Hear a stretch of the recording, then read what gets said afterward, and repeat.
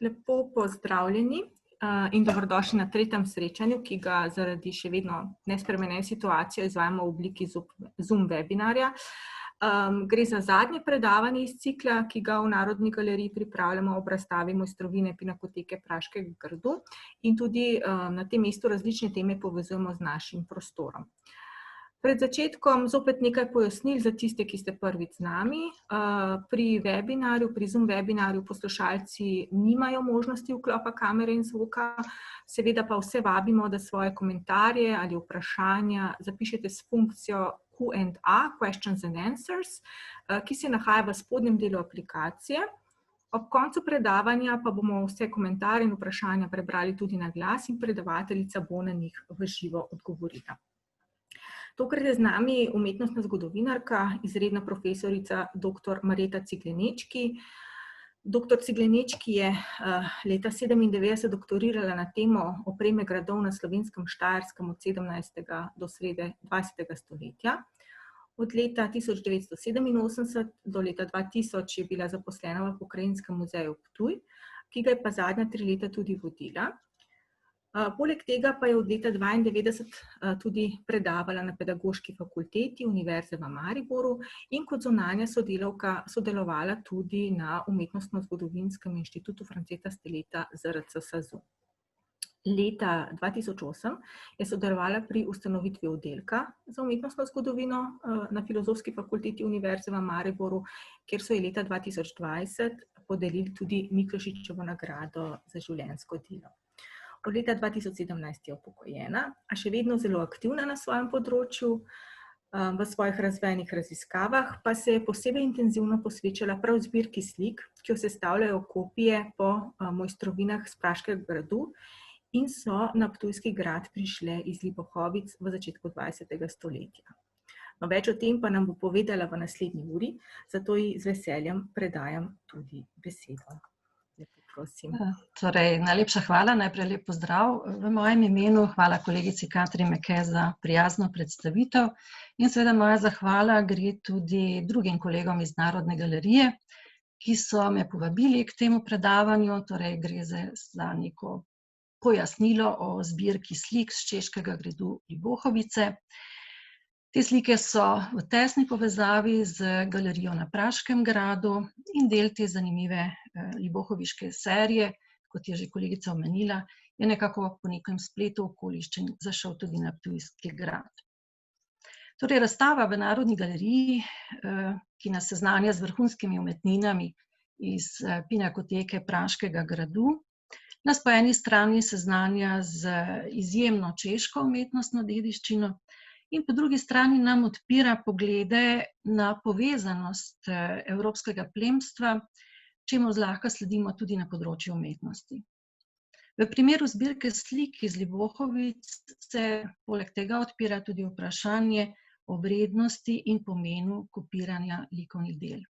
Jaz sem svoje predavanje zastavila nekako tako, v nekaj sklopih. V začetku bi vas vendarle rada seznanila z nekimi osnovnimi potezami Rudolfinske zbirke oziroma celotne zbirke, ki je nastajala, torej slikarske zbirke, ki je nastajala na Praškem gradu.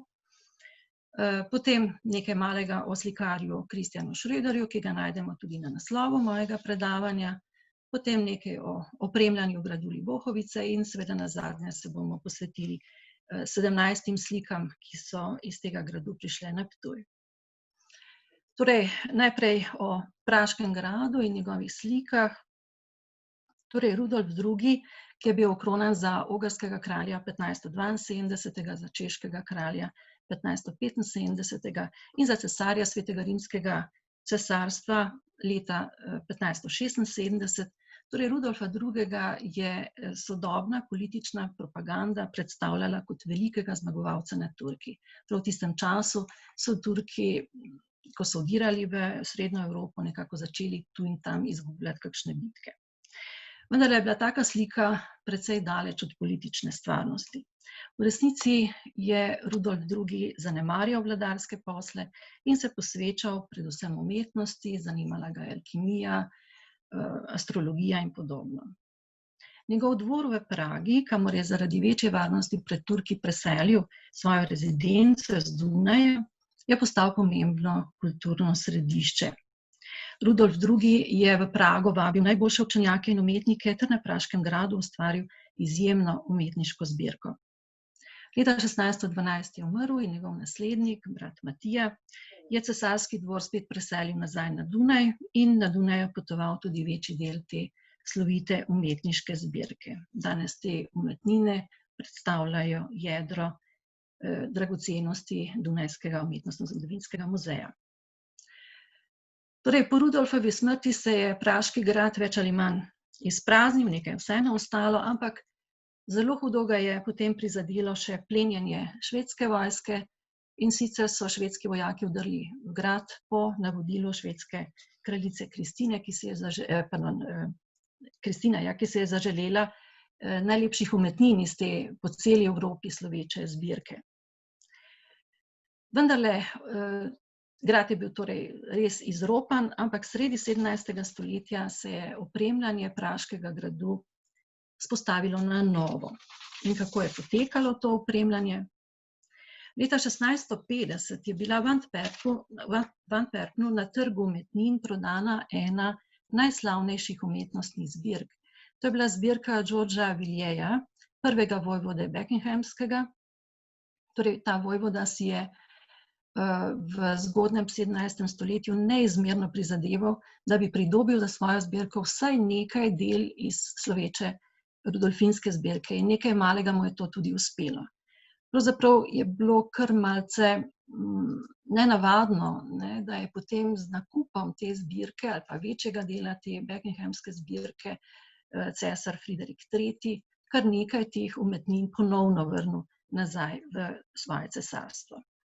Torej, kot sem že omenila, je Friderik III. Kupil večji del te Buckinghamske zbirke in sicer mu je pri tem svetoval njegov brat, nadvojvoda Leopold Wilhelm, tudi sam strasten zbiralec in odličen poznavalec umetnin.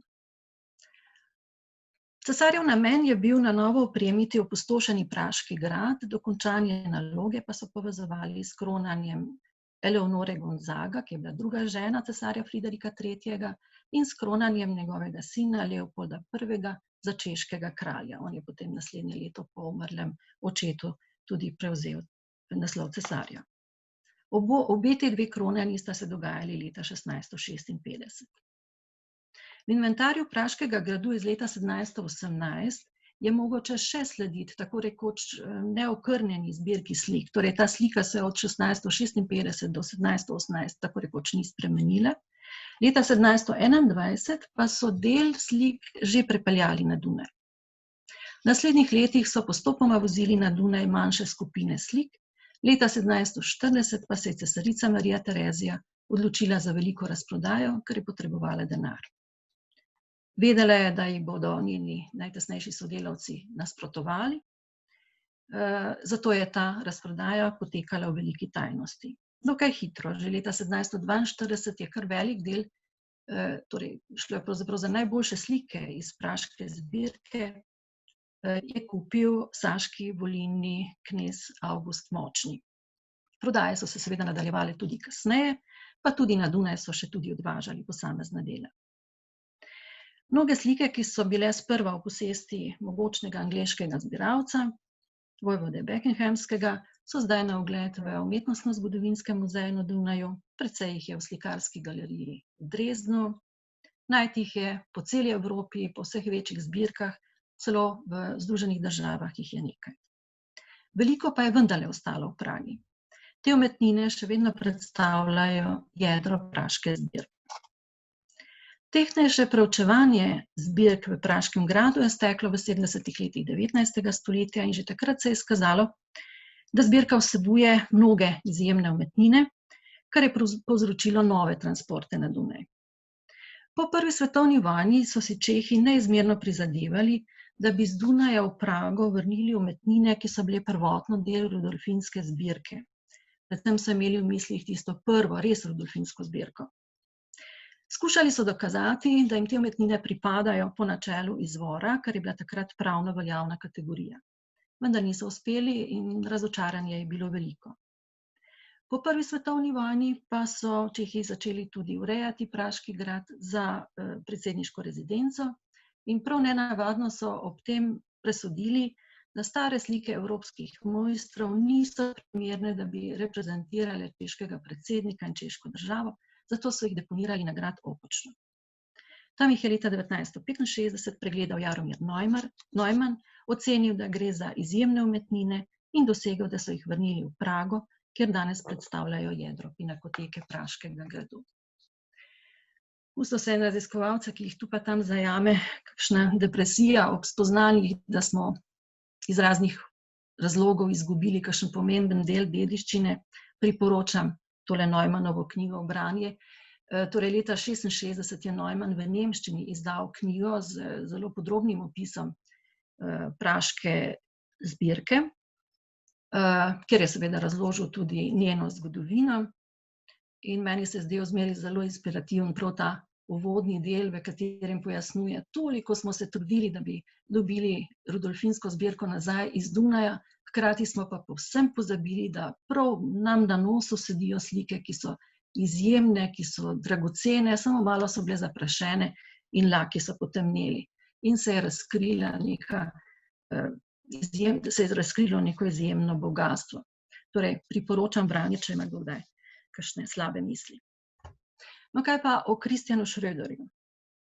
Christian Schröder je bil med letoma 1684 in 1700 dvorni slikar na Praškem gradu, hkrati pa je bil tudi upravitelj Praške grajske galerije.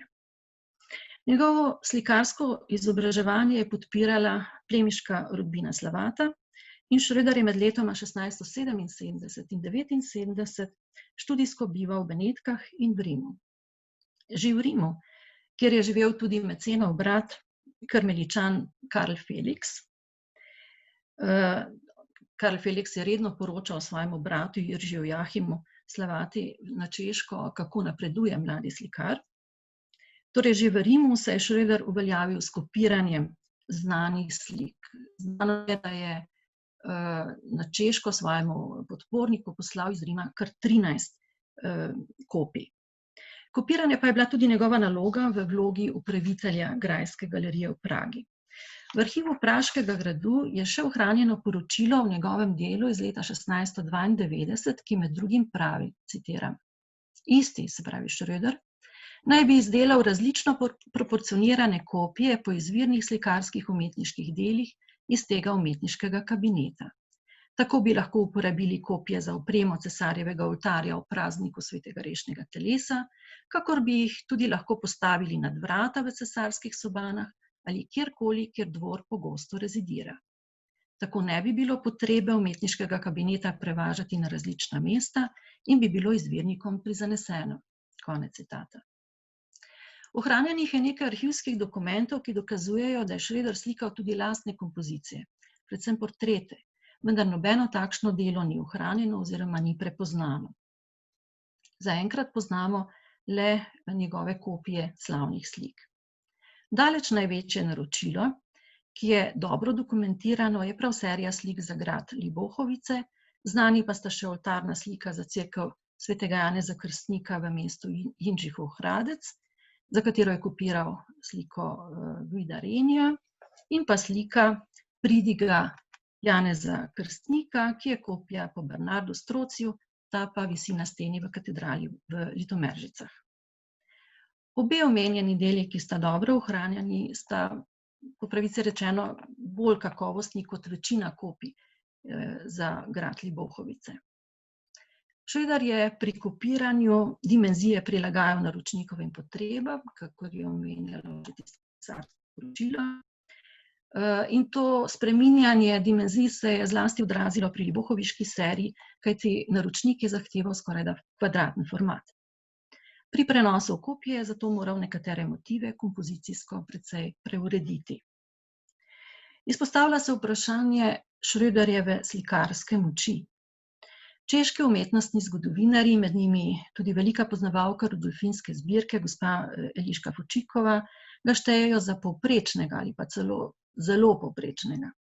Sama pa nimam tako ostre sodbe. Nedvomno je bil matejsko neoporečen. Med ohranjenimi kopijami bi izpostavila prav pridigo Janeza Krstnika po Bernardu Strociju in pa sliko Nejeverni Tomaž, ki jo je kopiral po Matiji Pretiju in je v Ptujskem muzeju, pa si jo bomo ogledali kasneje. Schroeder je slikal z glajenimi potezami, z ostro zamejitvijo barvnih ploskev, vešče je modeliral, znal je pričarati vtis trodimenzionalnosti.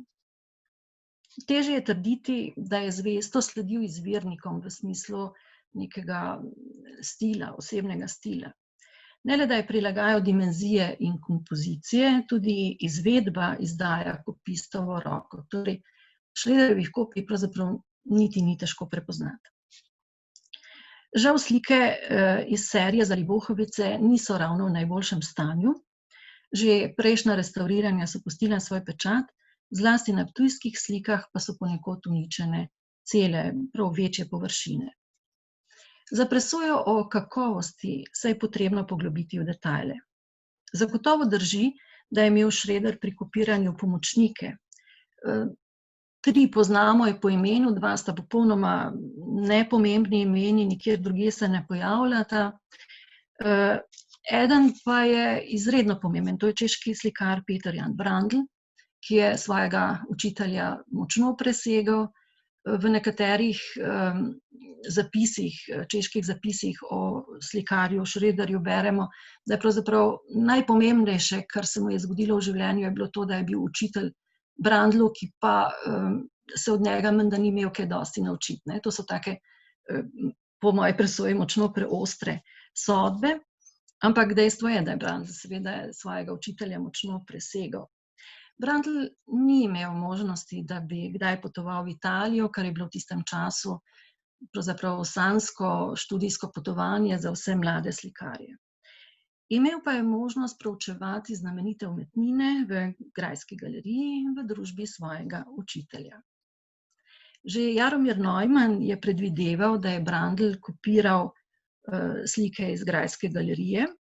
Gospa Eliška Fučikova pa je to dokazala na primeru kompozicije Oljska gora, ki je kopija po sliki Domenika Fetija. V Brandlu bi lahko razmišljali tudi o ptujski sliki Mučenje svetega Jerneja, a o tem kasneje.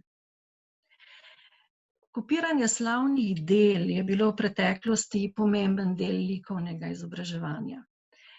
Kopije nikoli niso dosegale sporočilnosti originalov, a so jih zaradi izobraževalnih in tudi drugih razlogov uporabljali tudi v najvišjih plemiških krogih. Lep dokaz je prav slikarska zbirka za grad Libohovice, a tudi v Cesarski galeriji je bilo kar nekaj kopij. In kaj se je dogajalo na gradu Libohovice? Med leti 1683 in 1690 je knez Gundakar Dietrichstein iz koroške veje rodbine Holenburg-Finkenstein dokončal prenovo gradu Libohovice v zahodnem Češkem in ta prenova je vključevala tudi novo notranjo opremo. Zgodovina gradu sicer sega še v 13. stoletje, Gundakar Dietrichstein pa je grad kupil leta 1676. Za gradbena dela je najel arhitekta Antonija della Porta. Na stropovih dvoran lahko še vedno občudujemo mitološke prizore, ki sta jih leta 1688 naslikala Giacomo Tenkala in Giuseppe Mutoni. Stene so bile preoblečene s poslikanimi platnenimi špoljirji, morda celo s tapiserijami, torej v inventarju z leta 1693 najdemo izlaz špaljirn. Preveč je skop, da bi se lahko odločili, zakaj v resnici gre. Že leta 1689 je knez Gundakar Dietrichstein pri slikarju Kristjanu Schroederju naročil 42 kopij slik iz galerije na Praškem gradu. Slikar je naročilo opravil do leta 1691 in poslal v Libohovice slike v 3 zaporednih transportih. A Gundakar Dietrichstein je umrl že leta 1690 in ker je bil brez otrok, je za njim dedoval knez Ferdinand Dietrichstein iz rodbinske veje z gradu Mikulov. Knez Ferdinand je naročilo dopolnil še z eno sliko, 43. sliko oziroma kopijo, ki se ji bomo kasneje malce bolj posvetili. 43 slik predstavlja zaključeno serijo.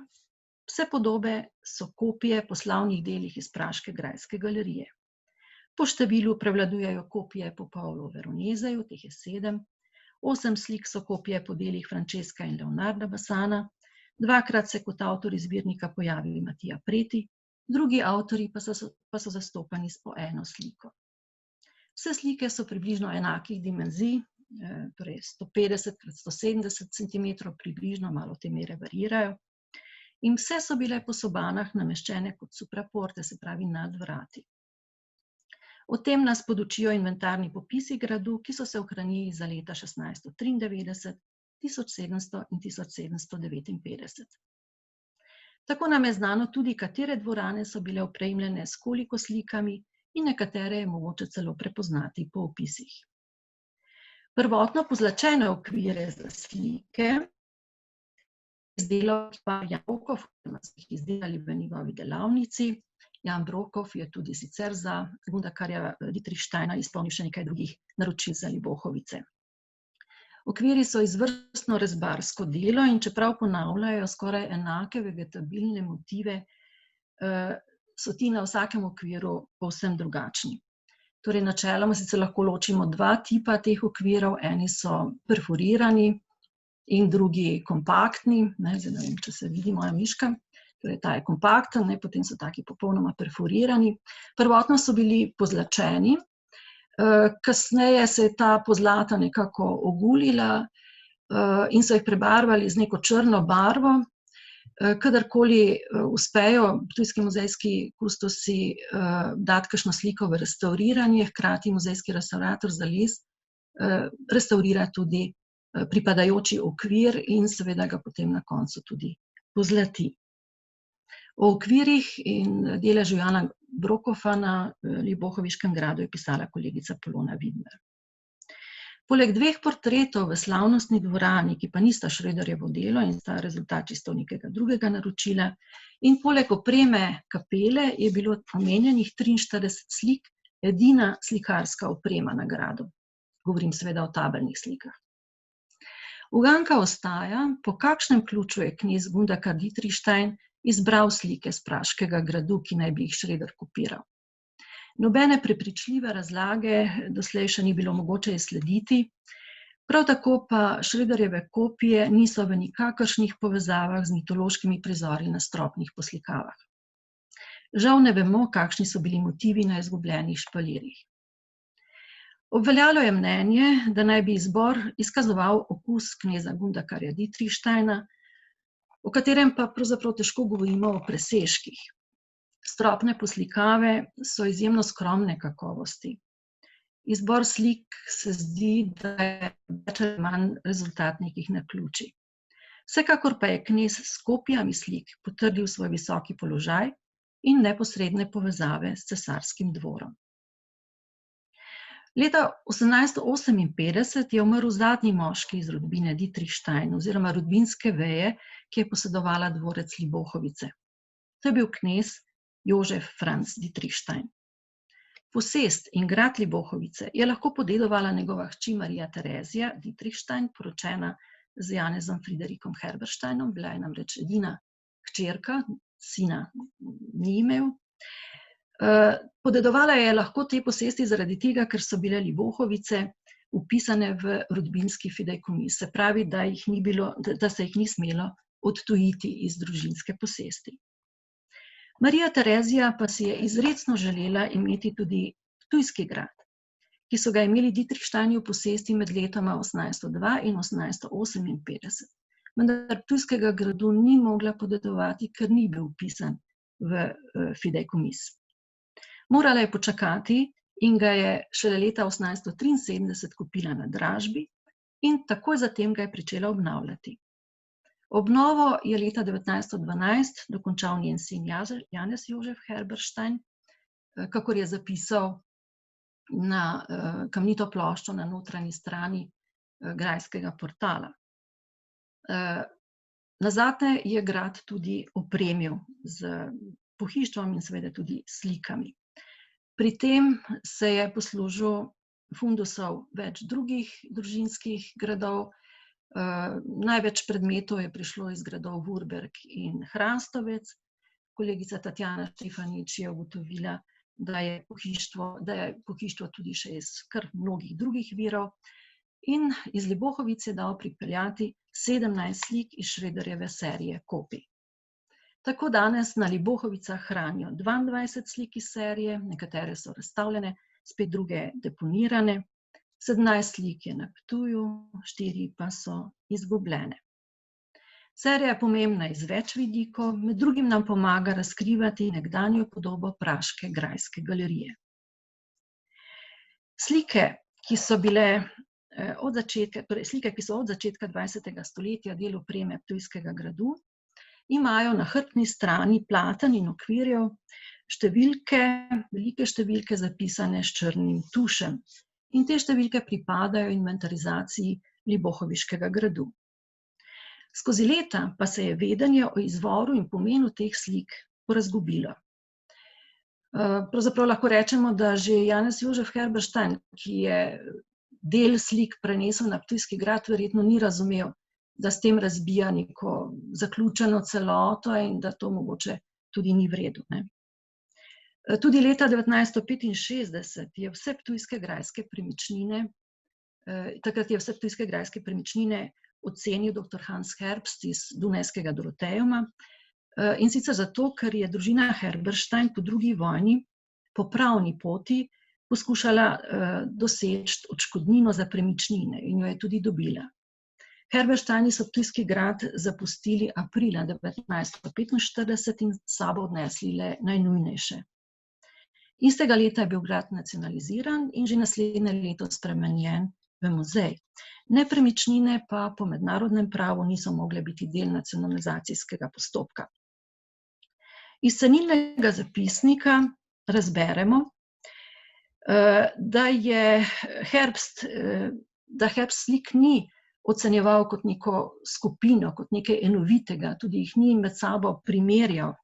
Vpisi niso združeni, pač pa si sledijo tako, kot so bile slike popisane po grajskih sobanah. Tudi jih ni obravnaval kot kopije, pripisoval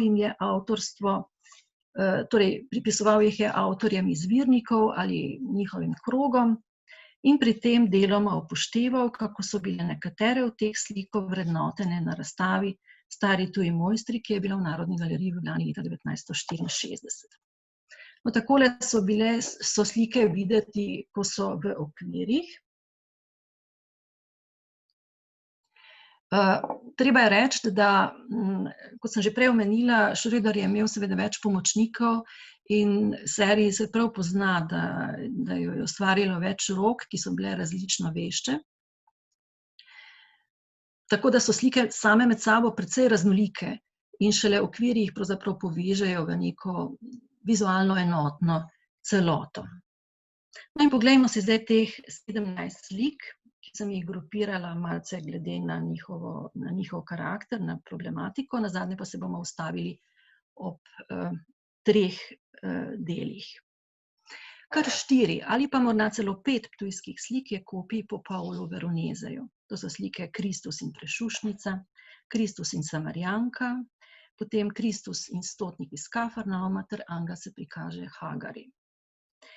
Vse te slike so kopirane po delih, ki so danes deloma celo razstavljene v Umetnostno-zgodovinskem muzeju na Dunaju, tam so datirane v leto 1585.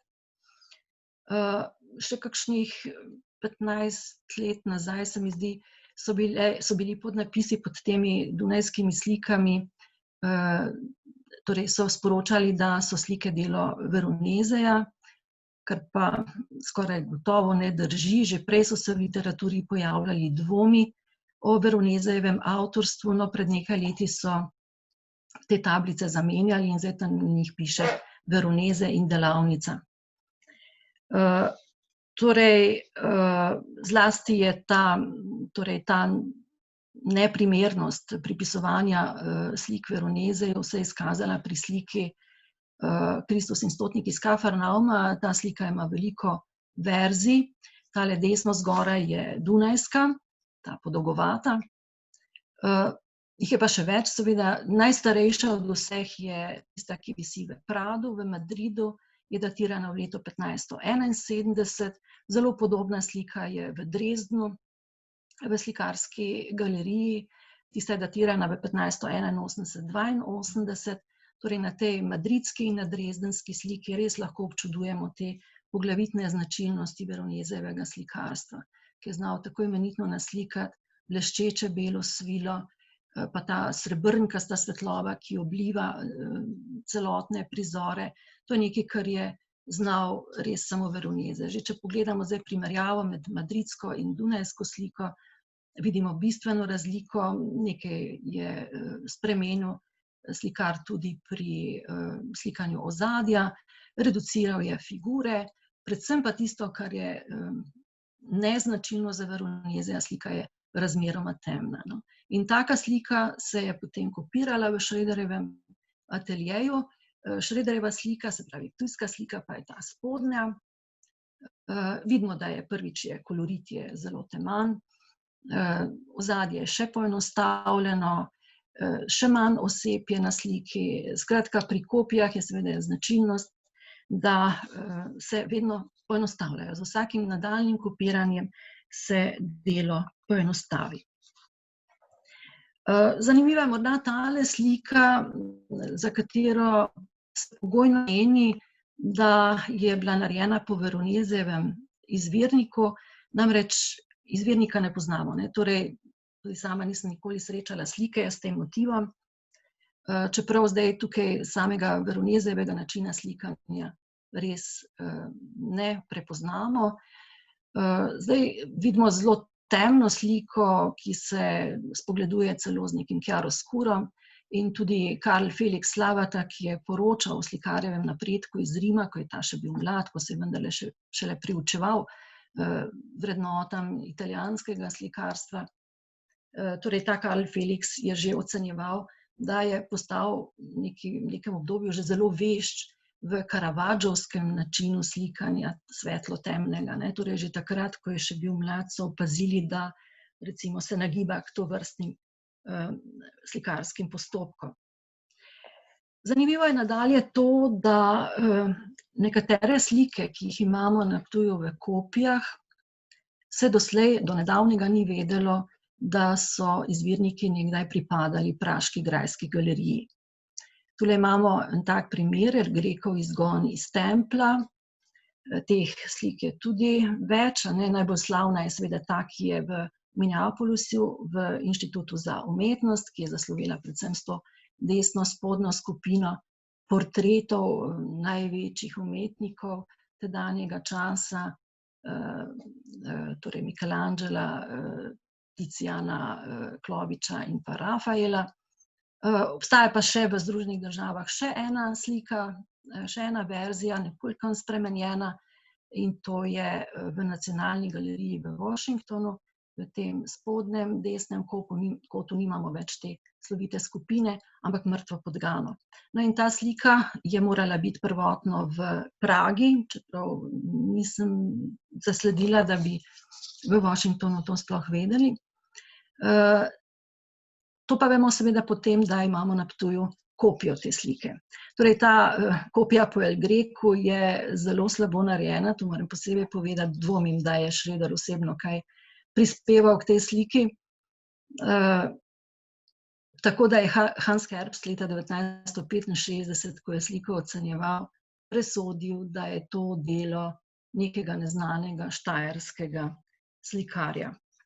Še ena je taka slika, za katero se ni vedelo, da je bila v praški grajski galeriji, in sicer Guido Reni, Sveti Hieronim.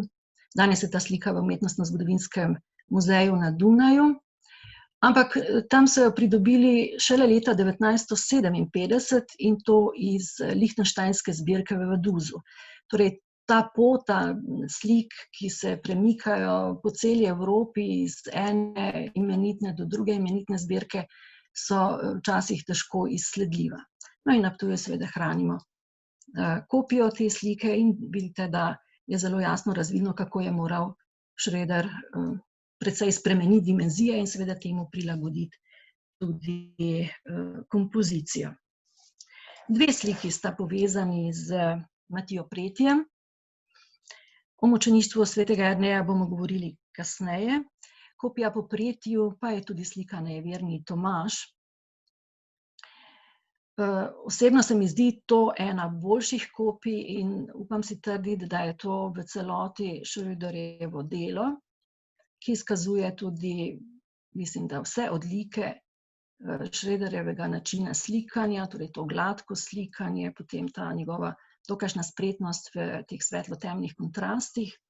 Zelo fini so detajli, torej posamezne partije njegovega Kristusovega telesa, zlasti tule okrog vratu, potem mišice, roke, fini prsti, skrbno naslikana rana, potem odlično narejena recimo tale pleša, ki se sveti, druge osebe potopljene v temo. Nekaj partij pa je, ki so preslikane, zlasti to velja za ta bel prt. Ta je skoraj da v celoti preslikan, če vidimo original, to kar nekako bije ven.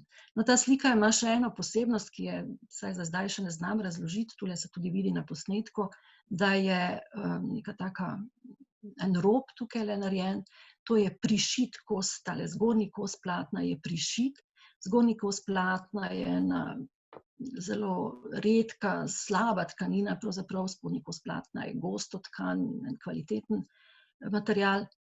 In v tem zgornjem delu je tudi poslikava nekam nenavadno groba, kot da bi zdaj hoteli nekje naknadno še nekaj povečati, razširiti, pa je to naredil nekdo, ki ni bil vešč, enako kot je bil vešč Schröder pri drugem delu slike. Ampak to je zdaj samo pogojno rečeno, tega nekako še nisem razvozlala. Naslednja slika, ki je zanimiva, je bičanje Kristusa. V Pinakoteki Praškega gradu hranijo original, ki ga pripisujejo Jakobu Tintoretu.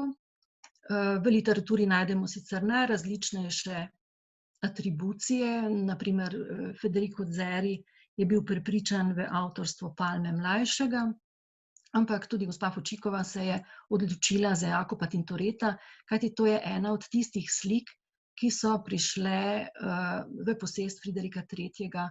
Z nakupom zbirke Beckenham. In prav v teh inventarjih Beckinghamske zbirke se ta slika pojavlja, da je Tintoretova. Žal je ta slika bila na levi strani kar precej obrezana, kar en lep kos je manjka, zato se tudi nekako zdi kompozicija malce neuravnotežena. Na ptujski kopiji vidimo še ta levi del prizora, torej ptujska kopija, ki je in barvno in svetlobno popolnoma drugačna, pa vendarle je dragocena že zaradi tega, ker nam da vedeti, kakšna je bila Tintoretova slika v svoji prvotni obliki. Zakaj se je zgodil ta rez? Torej, proti koncu 18. stoletja so Praško galerijo na gradu na novo postavljali in po takratni modi so slike vstavili v lesene opaže. To je bila ena moda, ki je nekaj časa trajala. In te lesene opaže so hoteli postaviti na steno, tako da bi bili čim bolj simetrični. In da bi to simetrijo dosegli, so se lotili tudi obrazovanja slik in s tem seveda naredili neko zelo veliko škodo. V Buckinghamski zbirki je bila tudi slika Marija Magdalena Spokornica, ki jo je naslikal Orazio Gentileschi in je danes v Dunajskem muzeju. Ptujska slika, ki je zaradi drugačnih izmer dosegla predvsem večjo višino, je bila žal do nedavna hudo poškodovana. Cel ta srednji del slike je bil praktično uničen in čisto pred kratkim slika prišla iz restavratorskega ateljeja. Restavratorka se je potrudila, da je ob primerjavah z izvirnikom se nekako tega srednjega dela lotila, da ga je nekoliko strukturirala. Zgolj omenimo, tole še imamo, oznanjenje, ki je v Praški pripisano Rubensu. Okrog te atribucije je sicer v literaturi tudi nekaj pomislekov. Nekateri menijo, da je to delo Franza Luiksa, ki je bil dvorni slikar Ferdinanda III., ampak gospa Fučikova vztraja pri Rubensu, ker tako pravijo tudi najstarejši inventarji, ki govorijo o tej sliki. Slika je vsekakor zanimiva z ikonografskega vidika. Marija je odeta v temno oblačilo, kar se razlaga na dva načina. Ali da je že ob oznanjenju se hkrati naznanjalo Kristusovo mučeniško smrt. Gospa Fovčíková pa bolj prisega na drugo razlago, ki pravi, da sploh ni naslikano oznanjenje, pač pa je naslikano naznanilo Marijine smrti. Tukaj tudi lepo vidimo, kakšna je razlika med izvirnikom, tudi za to sliko mislim, da jo je Schroeder osebno kopiral. Drugačna je, ni te zračnosti, ni teh svetlečih efektov, kot jih imamo na izvirniku. Je pa skrbno izslikana, natančna, torej težko ji pravzaprav kaj očitamo. Je pa oddaljena od nekega razpoloženja izvirnega dela. In zgolj omenimo še 3 dela, katerih kopije, ki so shranjene na Ptuju.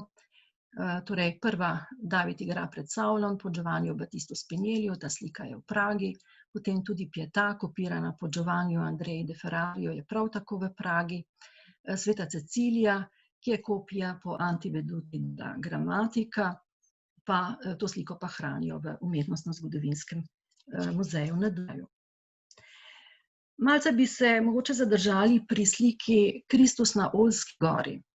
Ta je zanimiva že zaradi tega, da vidimo, na kakšen način je potekala kopistika v Schroederjevem ateljeju.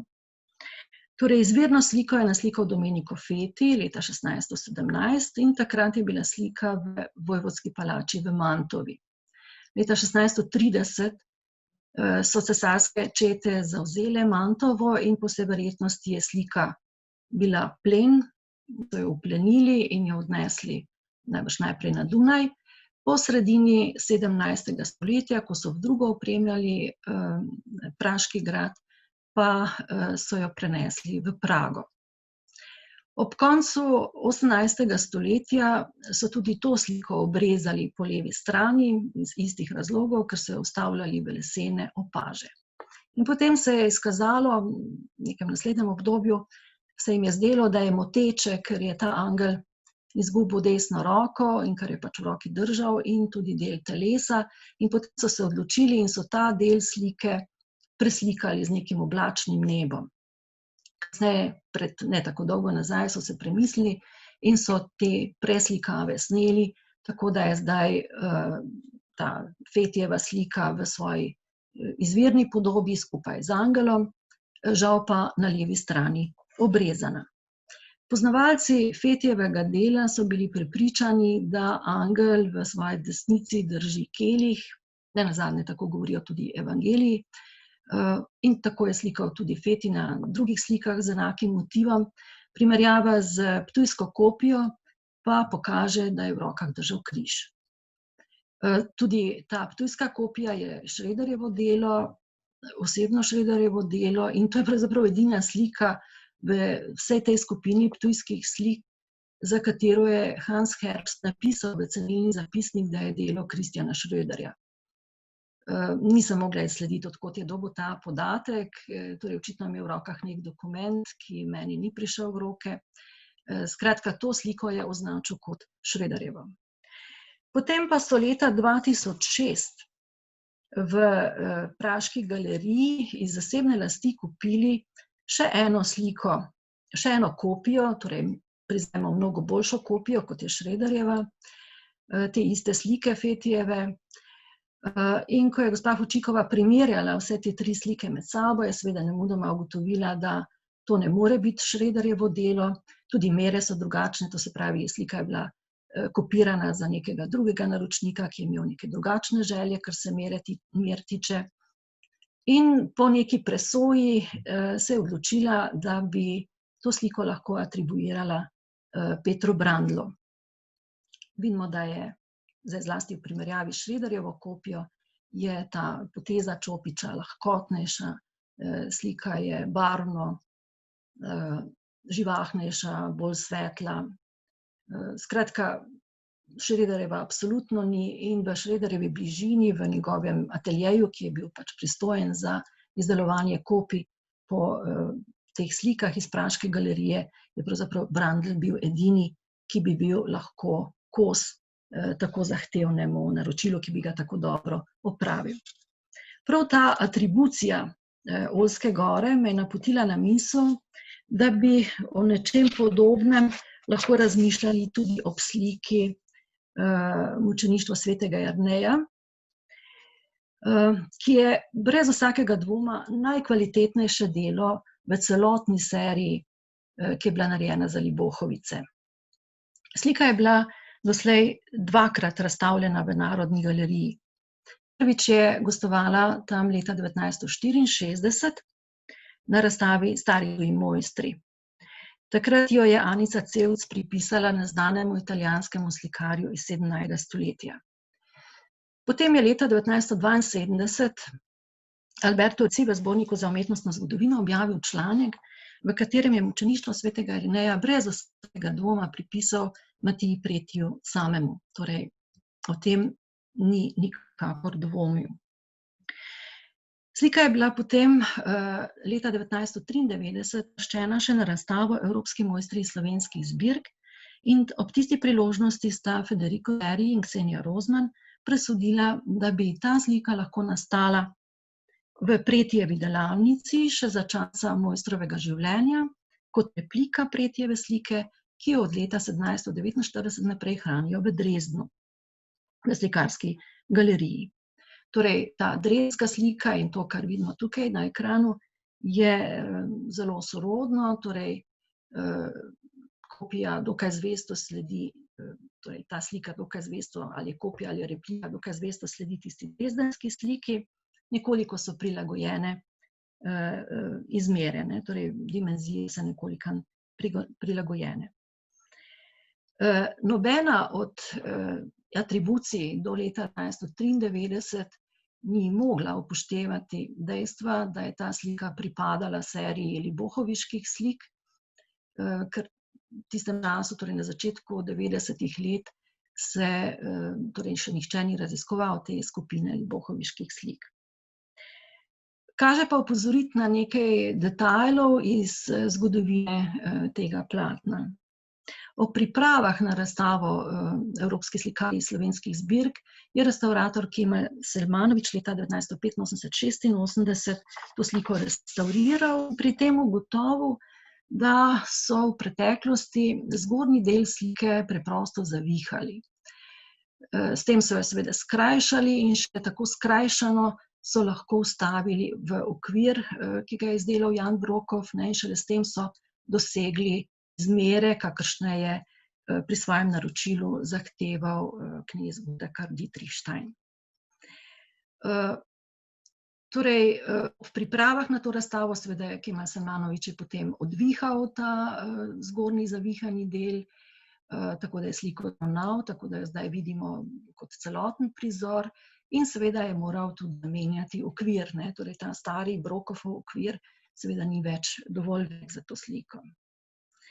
Takrat se nekako ni dalo razložiti, zakaj, kaj je sploh botrovalo temu, da so sliko skrajšali po višini. Danes se zdi ta razlaga dokaj logična.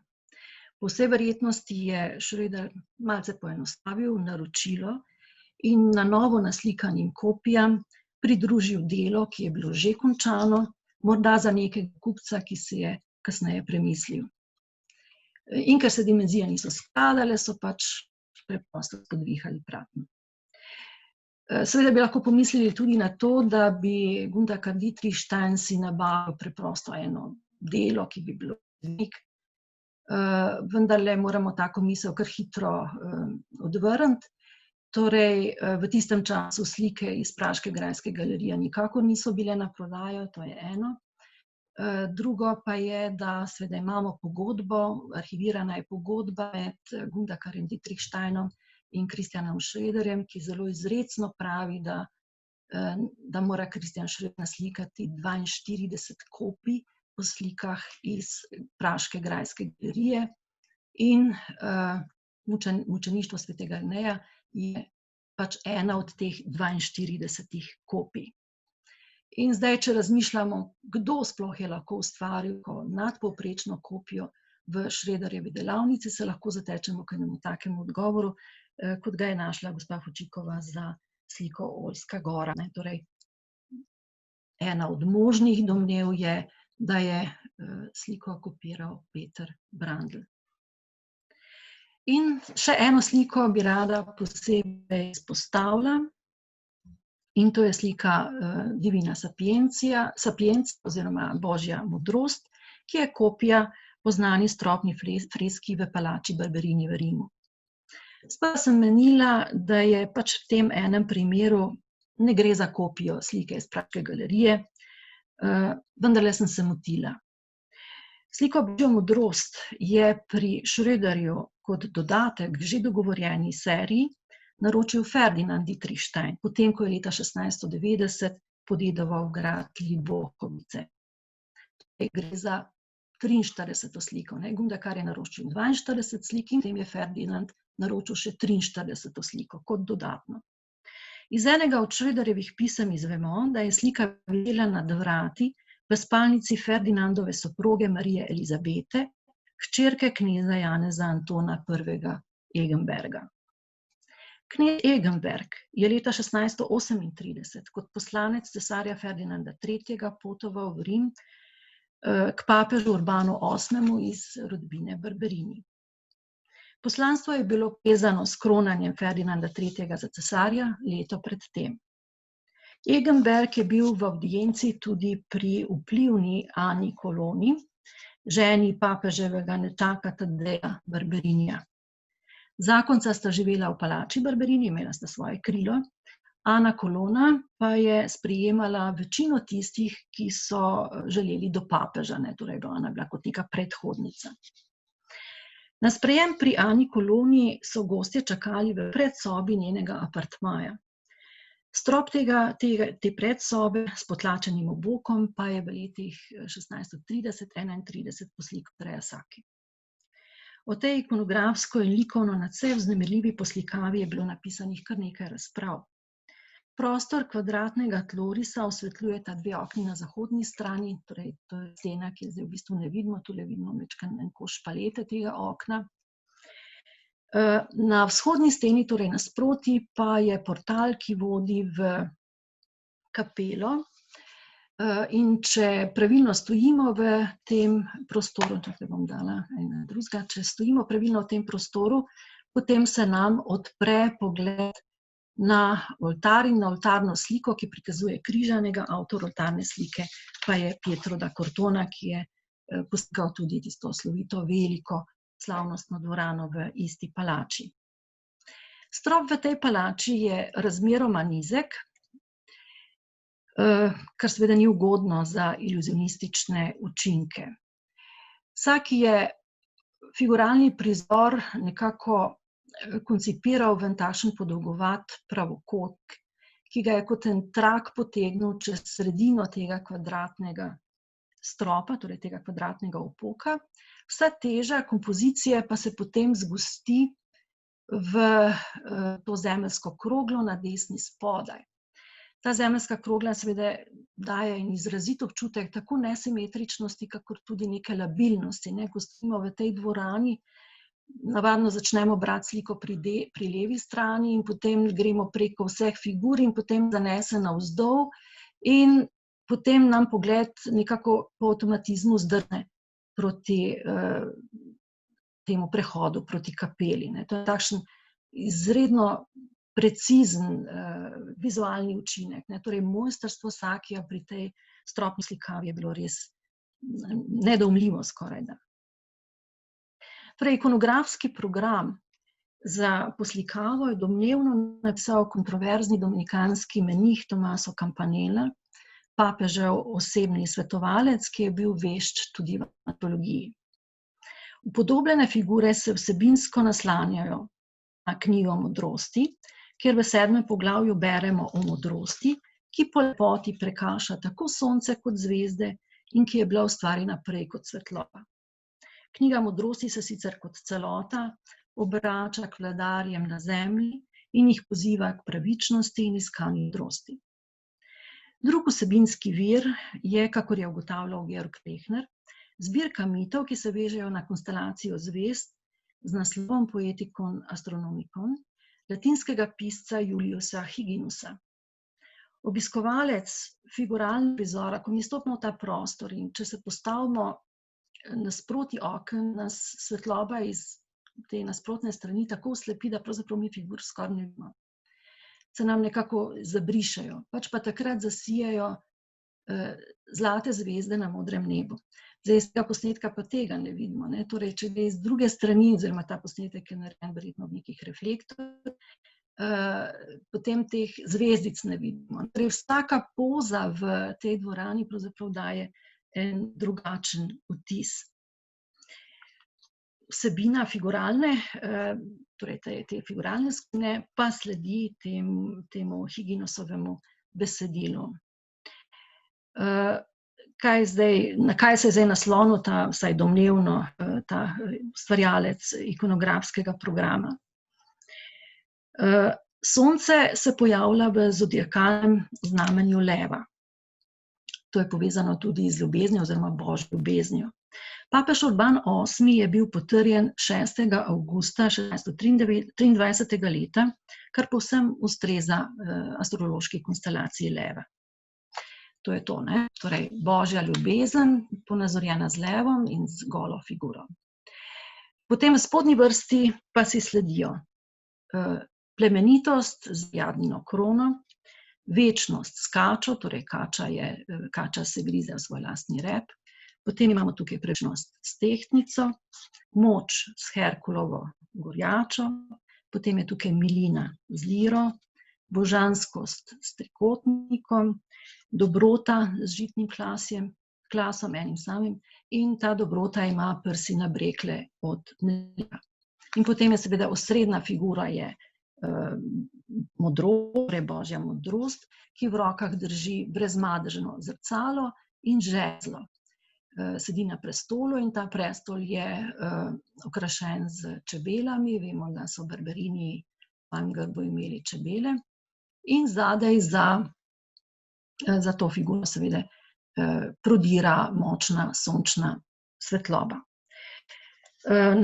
Na desni strani pa se potem sledijo še pobožnost s križem in gorečim oltarčkom, potem je tukaj čistost z labodom, razum z orlom in lepota z kodrom las, ki je pripadal egipčanski kraljici Berenike.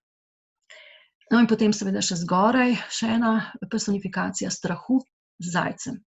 Torej, knjiga modrosti izpostavlja več stvari, prej sem zdaj omenila to, da pač poziva vladarje k pravičnosti in modrosti, poudarja pa še seveda ljubezen kot božjo ljubezen in pa strah, ampak v tem smislu strahu spoštovanja pred božanstvom, torej pred Bogom in pa seveda tudi pred vladarskimi osebami na zemlji.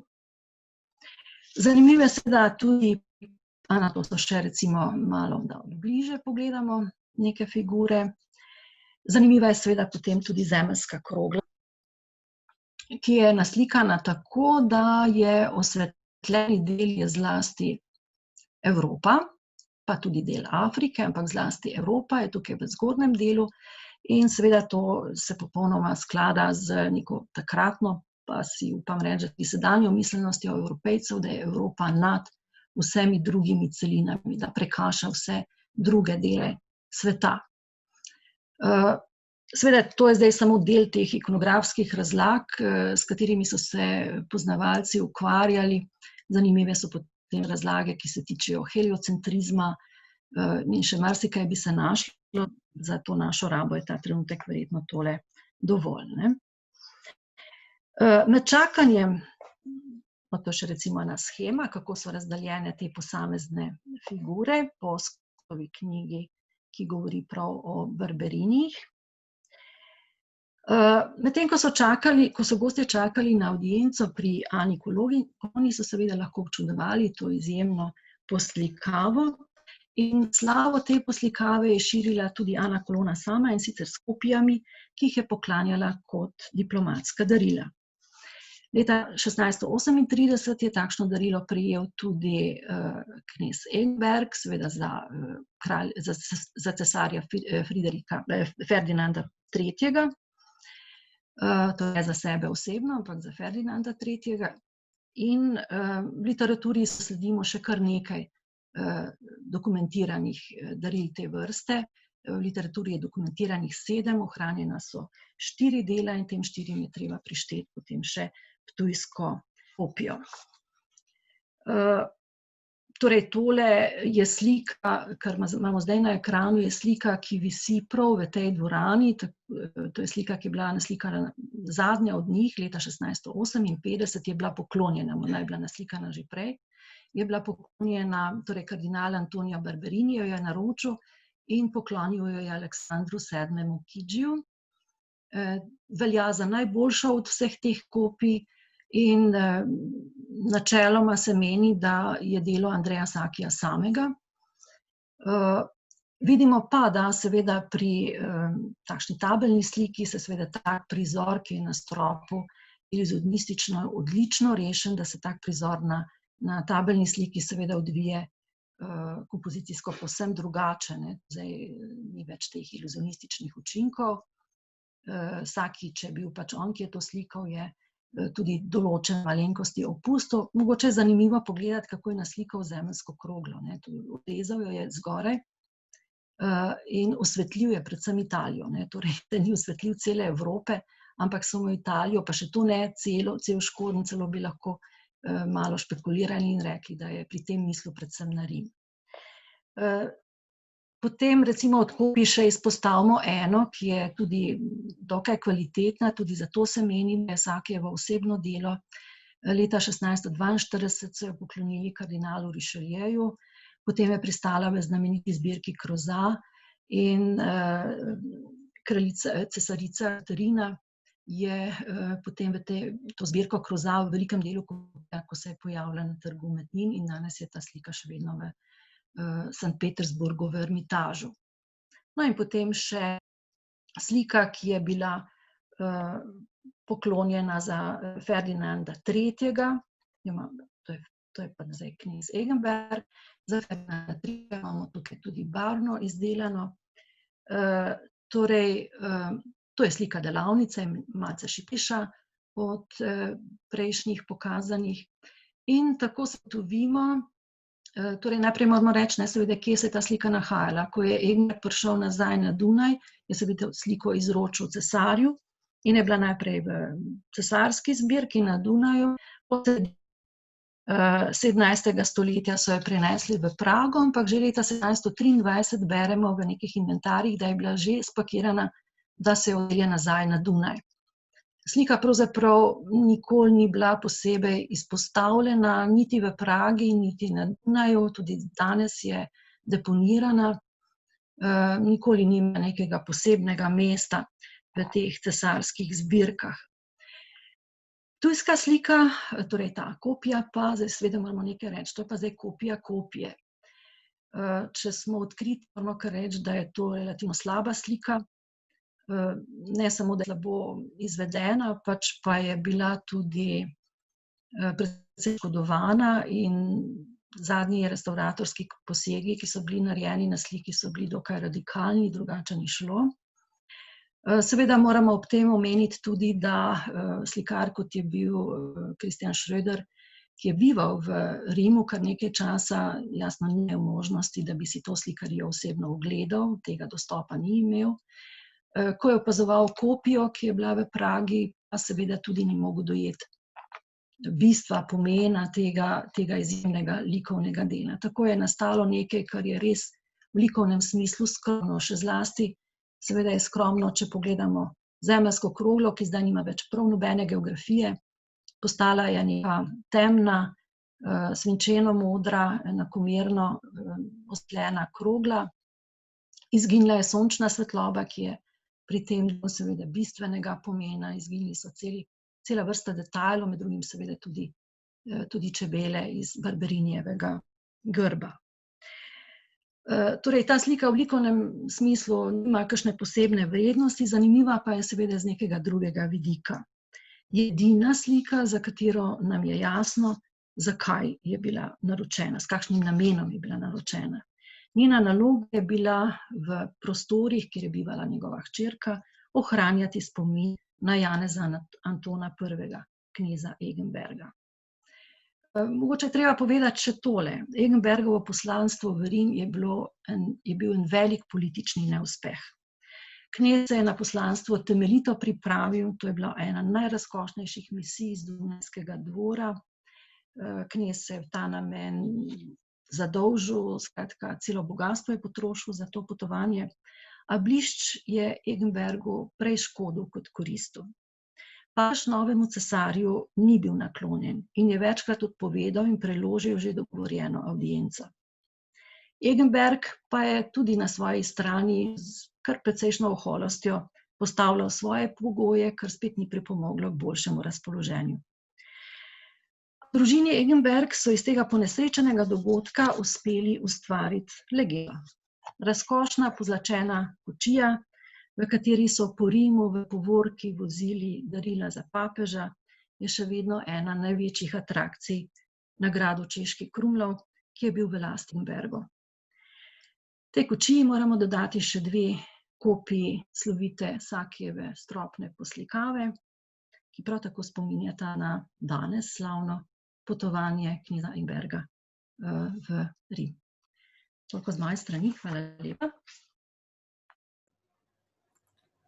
Najlepša hvala za izčrpno predavanje o tej zbirki ptujskih slik, ki imajo, kot smo lahko slišali, za seboj zanimivo zgodovino. Jaz bom preverila, če so kakšna vprašanja. Trenutno jih ni. Bi pa jaz zastavila eno vprašanje in bi se rada navezala na Dietrichsteinova naročila, teh kopij. Me zanima, glede na to, da so pač, da je bila cesarska zbirka vedno vzor tudi ostalim plemičem in so nekako želeli to zbirko posnemati, med drugim je to lahko izkazovalo tudi pripadnost vladarju in tako naprej.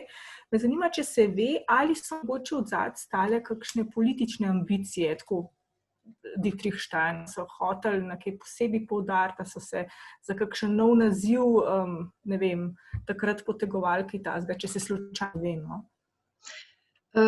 Torej, oba Dietrichsteina, ki sta bila naročnika, sta imela visoke funkcije. Moram priznati, da jih imam zdajle ne znam našteti, nisem si jih napisala, ampak oba sta bila na zelo visokih funkcijah. Mogoče torej, že pred tem opremljanjem dvorca Libohovice sta bila prisotna na cesarskem dvoru. Mogoče imate v glavi sliko, ki je taka zelo, dostikrat se pojavlja, no, in lahko si jo je zapomniti, je iz Dunajskega muzeja, predstavlja Gundakarja Dietrichsteina, ki je šel na ples v maskah, ne vem, kaj že bila neka, ali je bila zaroka ali poroka na dvoru, nekaj takega, in se je oblekel v neko razkošno, malce romanizirano viteško oblačilo z nekim strašnim perjem na glavi. Ne vem, če se tega spomnite, to je taka, če odprete na Google Gundak Dietrichstein, vam to takoj preleti.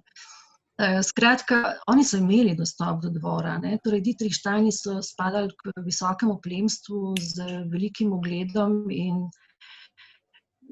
ne, da bi jaz vedela, da bi si skušali s to zbirko, torej s tem kopiranjem, kaj dodatnega pridobiti.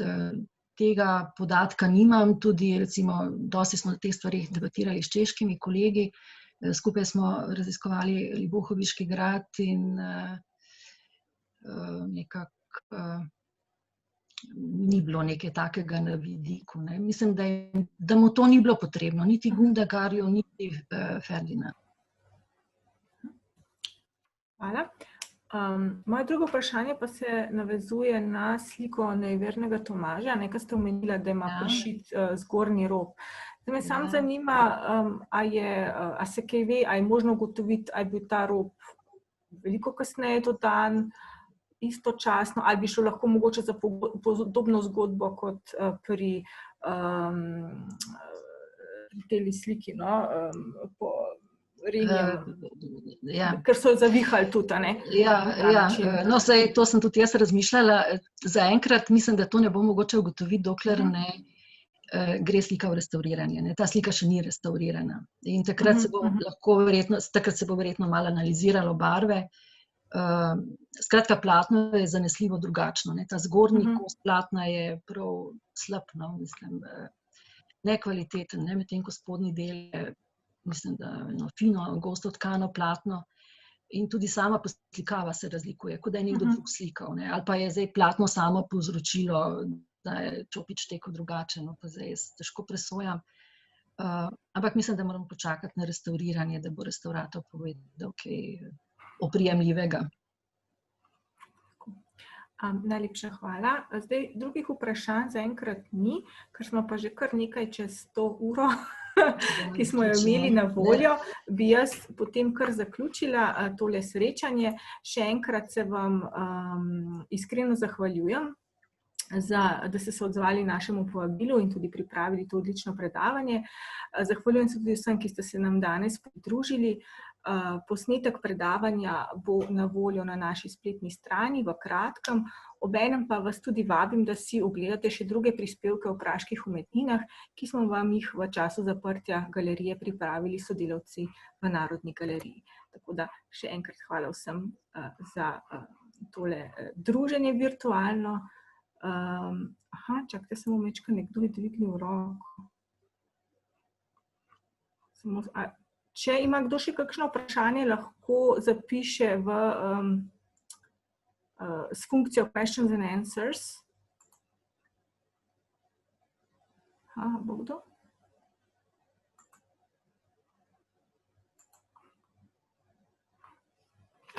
Očitno, da ne.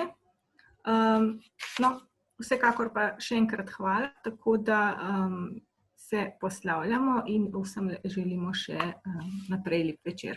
Najlepša hvala. Hvala lepa tudi z moje strani. Lahko noč.